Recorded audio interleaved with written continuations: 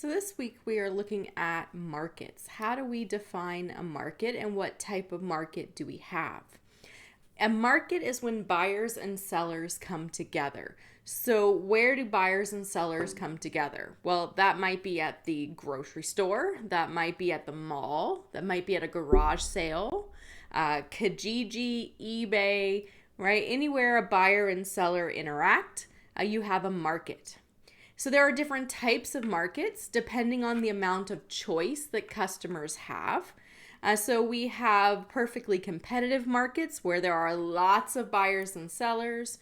We have oligopolies with a handful of sellers.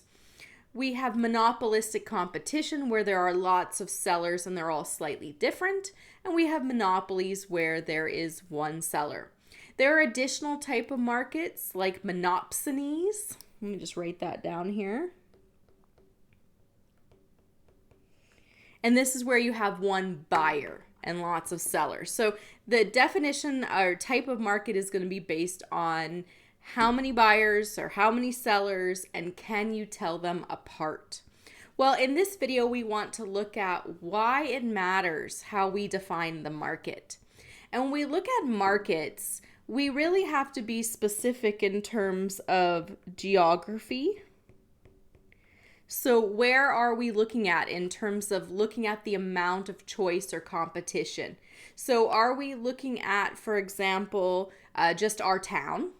Okay, so if we look at just our town, then the number of gas stations, the different companies that are providing gas, maybe one. Maybe we have a tiny town, one stoplight, there's only one gas station. In which case, they have a monopoly. And because they're the only gas station in town, they likely have higher prices because of that lack of choice. Well, if we define the geography as the province or the country or the world, then you have an opportunity for a lot more competition. And the more choice the customers have, the more likely that they can pay a lower price because the power, so really what we're looking at is market power. Who has the market power? Who has the ability to influence price will shift to the customer when there's more competition among the sellers. If there are less sellers, less businesses that are providing a particular good or service, then the power shifts to the businesses and they have more influence over price. And that's why with monopolies, where there's only one seller, the price will be the highest compared to other markets. In a monopsony, when you have one buyer and lots of sellers, the price will be the lowest. Okay.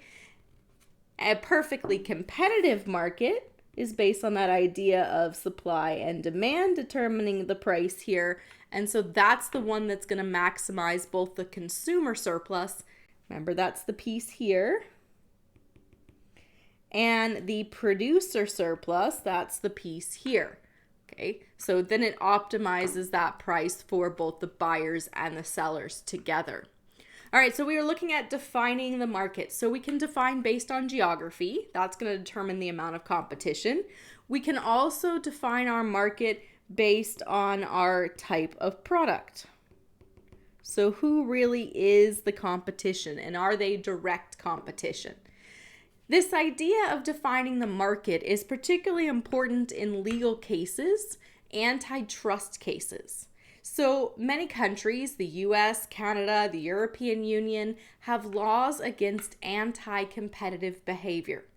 Okay, so they're okay with some monopolies, but they don't want companies to act like a monopoly in terms of keeping out the competition or limiting the choice of the customers. So it's hurting the customer because they don't have other options, which means less choice, higher prices, and so on. So let's look at some articles here about how defining the market has impacted companies. And this one, this is an article here. It's actually talking about what happened quite a while in the past.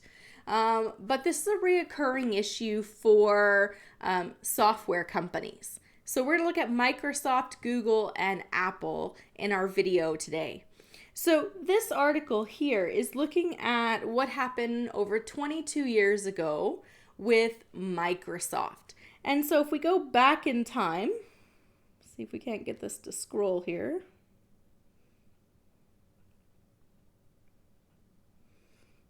Okay, so if we go back to like 1998, what happened is in the US, there was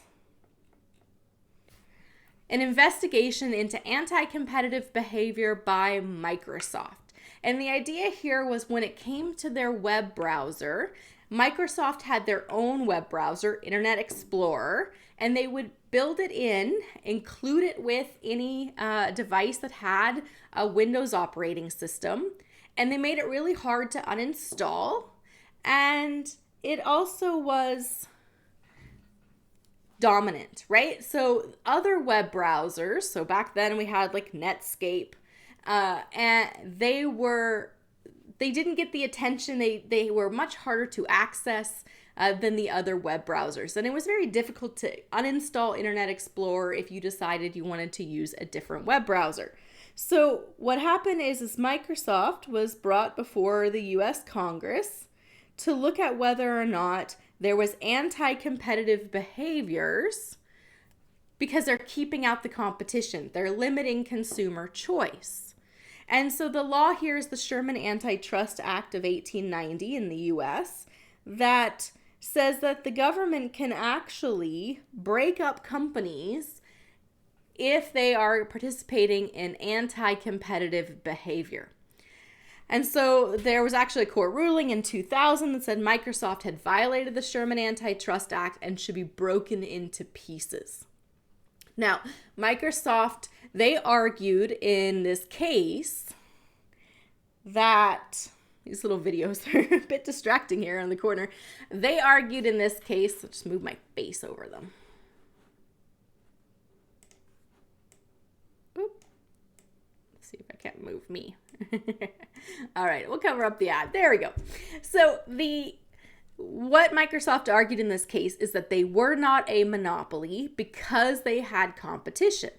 In this case, the competition was Apple. So there was an Apple operating system, there was a Microsoft operating system, and really customers did have choice because they could choose a different operating system that came bundled, that would include other software, other web browsers that were bundled along with it. And so how you define the market matters.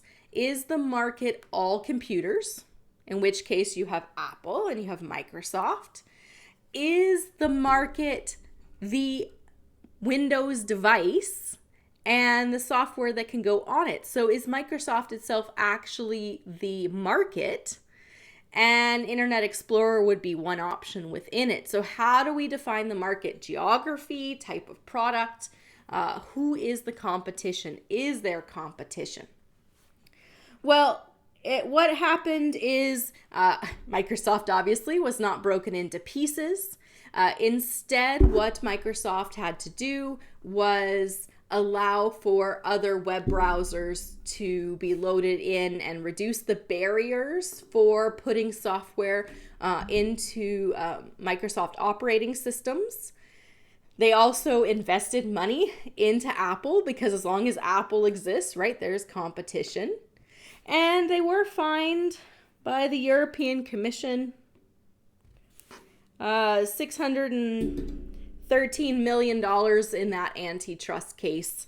I'll just see if I can't move my face off of that sign now that ad is, you don't have to cover up that ad here. Let's see. Boop.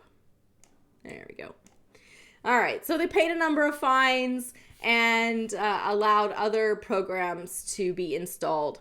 This one here with this fine that you're seeing in this article relates to Windows Media Player. So the first case we looked at was related to web browsers. This one here is for playing videos and again came installed with the operating system. You know, how hard is it to get other media players working on your computer? So other ones besides the one that Microsoft makes. And so here you see a fine and again opening up and allowing other companies to create software that will work on the Microsoft or Windows operating system. just in the last while, so if we move forward in time, so this video we're making here is in 2021, we can look at Apple. So there is a lawsuit in 2021 between Apple and Fortnite, or the company that owns the Fortnite game. And the issue here is when it comes to the App Store, when you're buying games for your iPhone, for your iPad, right now, Apple controls what goes into the App Store. So a company could submit a program that Apple has to approve it. And right now, you are not allowed, according to Apple and their App Store rules, to have payments that go through your app separate from going through Apple and the App Store. So the idea here is that Apple will get a cut of the sales of both your app and any in-store, and any in-game or in-app purchases.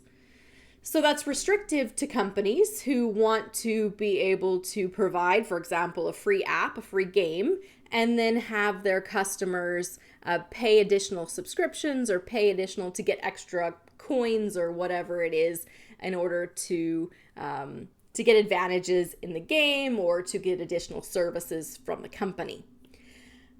So Fortnite took Apple to court, and Fortnite is actually arguing that Apple is a monopoly and that they are controlling choice of the customers in terms of what products they can have access to. And so Apple actually had removed Fortnite from the App Store because they had said that Fortnite was not abiding by their policies.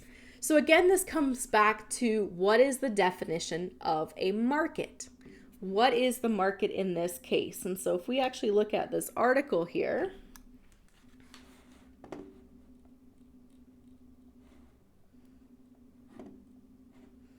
so what happened in this case is that a U.S. federal judge was looking at whether or not Apple was participating in illegal anti-competitive practices. So were they acting like a monopoly by forcing companies to use the Apple payment system?